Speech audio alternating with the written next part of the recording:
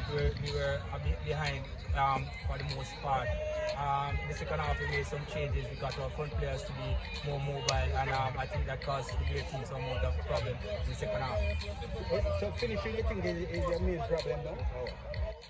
Well, we got quite a few chances today, and I think that with a much more clinical striker or strike force, probably would have gotten all 3 points. But in terms of creating the chance for the front players, I didn't think we did enough today.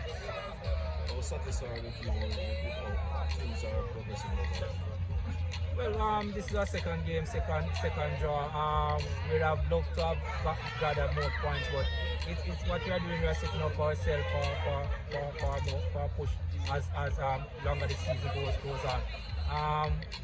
A draw is a positive result, and a clean sheet today is also a positive result, and that's something that we have to take away from this game. The tempo of the game was quite low from us. Do you think that the tempo was low in your perspective?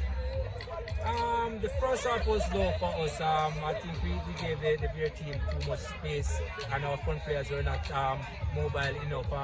In the second half, I think we picked up the tempo somewhat, and we had the better of the second half. Unfortunately, we did not put away the few chances that we created. All right, coach.